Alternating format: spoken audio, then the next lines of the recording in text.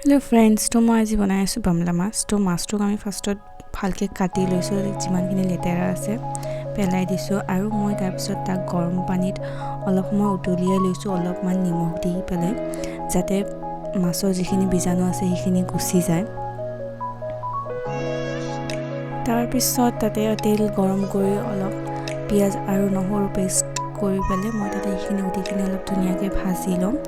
तार पिছত याते मैं बिलाही दि आसो, बिलाहीखिनिও धुनियाके भाजी लम। तार पिছত ताते मैं निमख हालधि दि पेলাই गुटिखिनि আকৌ এবাৰ भाजी लैसो भालके।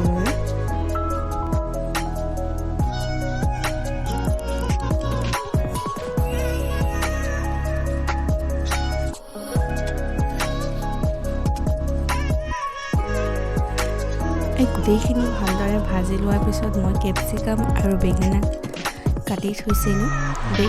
কেপচিকাম মই ইয়াতে ডাঙৰ কেপচিকাম ইউজ কৰিছোঁ, আপোনালোকে যদি পাৰে সৰুটো কৰিব, তেতিয়া খাই পেলাই বেছি ভাল লাগে। যিহেতু মোৰ ওচৰত সৰু কেপচিকাম নাছিলে, তো মই ডাঙৰ কেপচিকামৰ লগতে কামটো চলাই ল'লোঁ। আৰু ইয়াত জিৰা অলপ দিছোঁ, মছলা আৰু মই ইয়াতে বেলেগ একো নিদিওঁ। আৰু এতিয়া এইখিনি গোটেইখিনি ধুনীয়াকৈ ঢাকি পেলাই ঢাকি 5 মিনিটমান ধুনীয়াকৈ ভাজি ল'ব। তাৰপিছত শুকান মাছখিনি দি ইয়াতে আপোনালোকে বিচাৰিলে অলপ পানীও দিব পাৰে, যদি অলপ আপোনালোকক গ্ৰেভি খাবলৈ মন যায়। মই পিছত পানীটো দিছিলোঁ, কিন্তু দেখুওৱা নহ'ল। আৰু এয়া মোৰ ডিনাৰ থালি বনি তৈয়াৰ হৈ গ'ল।